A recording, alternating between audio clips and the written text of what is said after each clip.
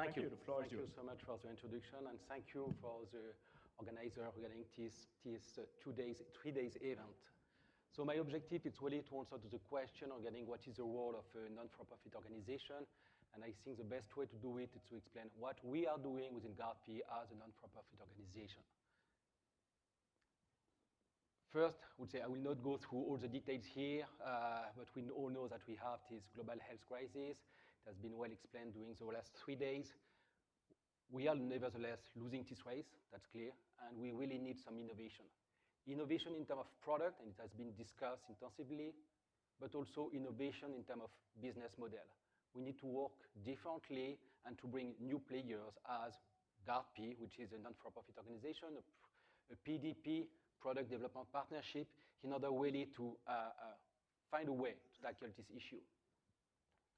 So GARDP was, I would say the idea from GARDP was in 2016, after the WHO AMR action plan was published and was created in 2017, and the objective was really to address this public health issue by creating a global pipeline of product to manage that, and really to work on an ecosystem around R&D, but also access, which will be driven by public health focus.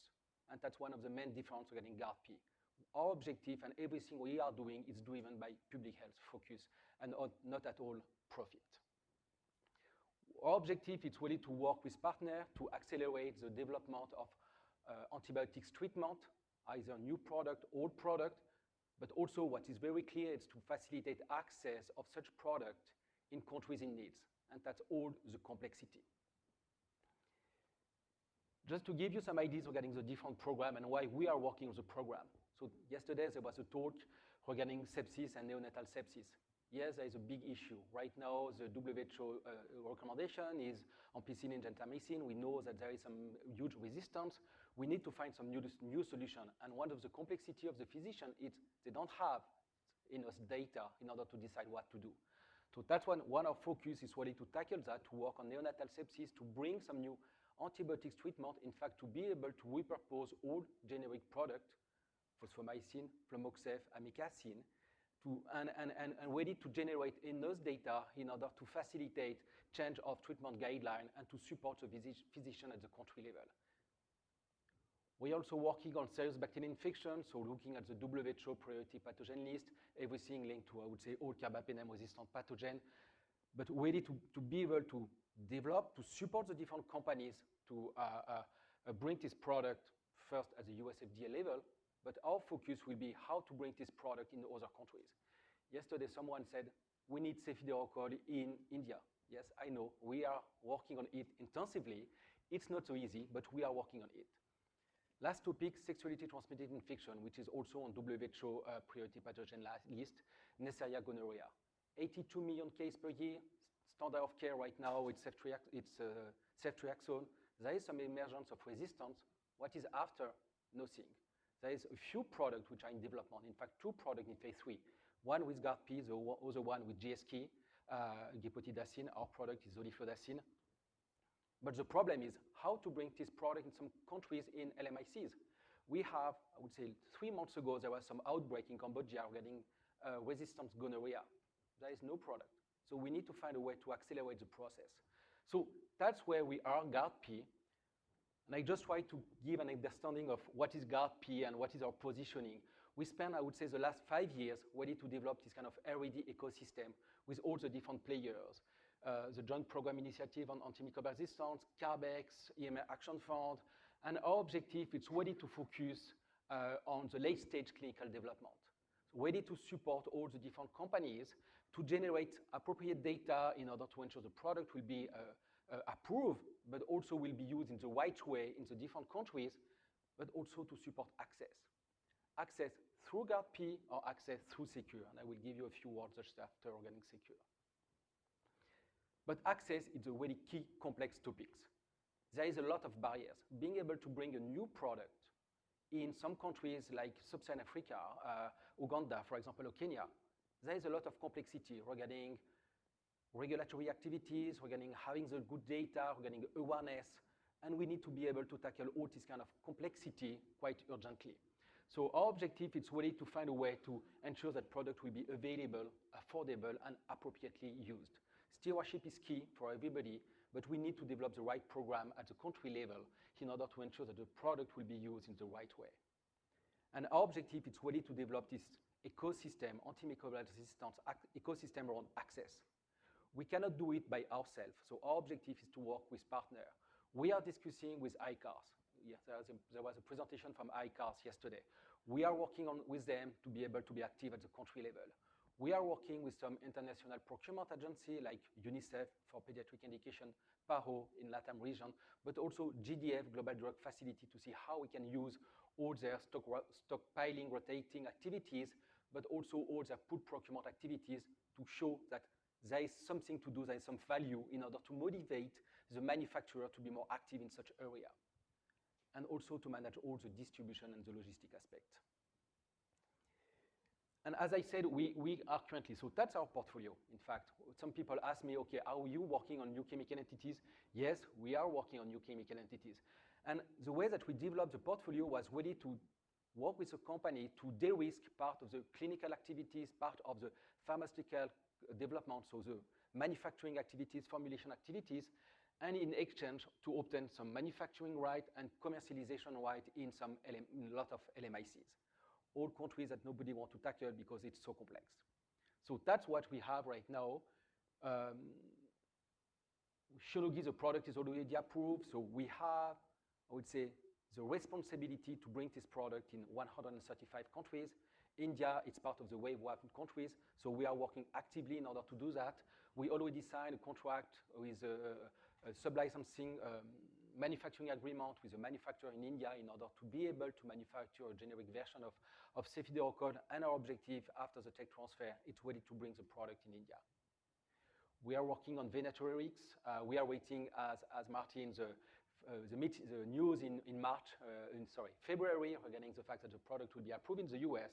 But after that, we need to find a way to bring this product in our territories. And we are also working, as I said, on STI, gonorrhea with Innoviva. In fact, we took a lot of risk on this project because all previous projects linked to Neisseria gonorrhea, all the phase 3 failed. Soliflodacin, delafloxacin, they failed. And our objective was really to develop a new way of doing the phase 3. So we increased significantly the number of patients. So the phase 3 was with 1,000 patients. A lot of patients from South Africa, Thailand, which was completely different from what has been done so far.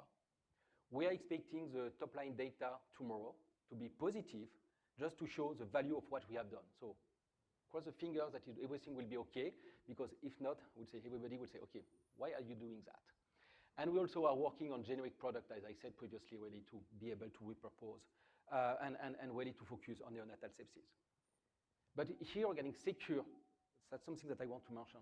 We are discussing about new product, but in fact, to manage drug-resistant infection.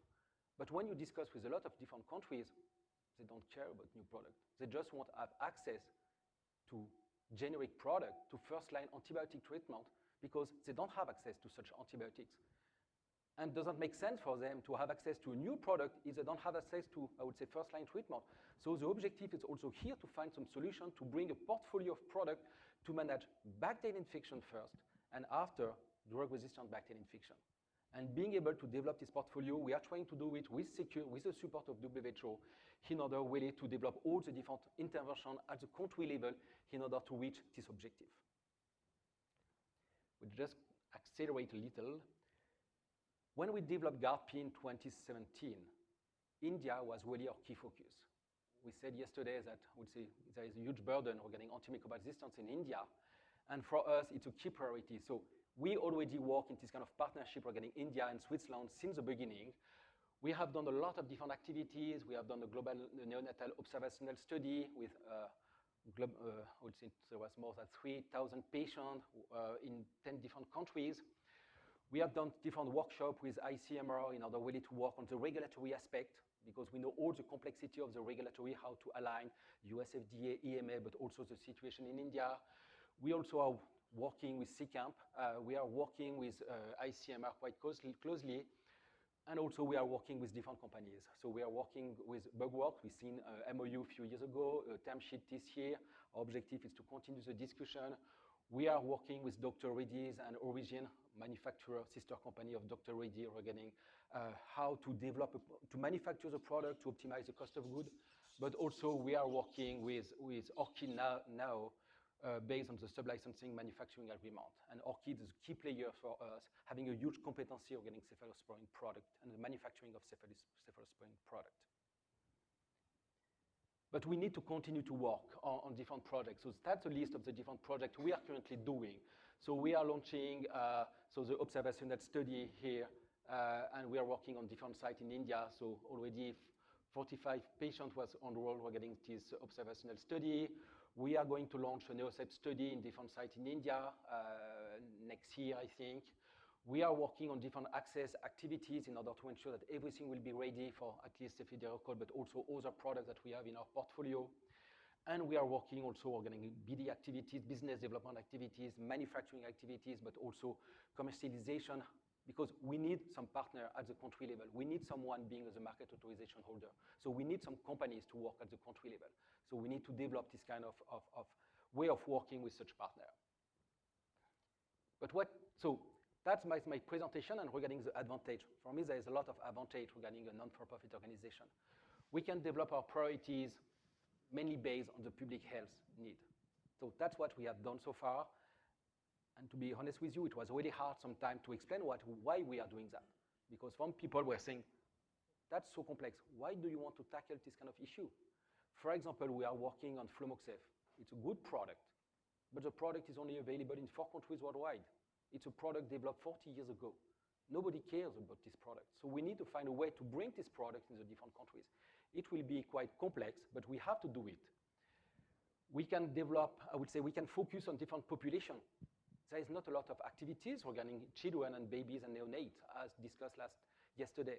So we need to find a way to, I would say, work on all the clinical trials for neonates, for babies, and to be sure that all new products will be also approved for such population. And we can work in a more, I would say, transparent and having, transparent governance, but being able to work either with the government, with the different companies, with the different academic, the public, the different organization at the country level. For example, in India, we are working with the government, we are working with ICMR, we are working with Niti Aayong, but also we are working with the different companies from originator to manufacturer. So I think that it gives us the flexibility to have this kind of holistic approach. And I will stop here. Thank you. Thank you very much, Yann. I haven't heard the tiger or the elephant or the dog, so we have time for one question. Sean?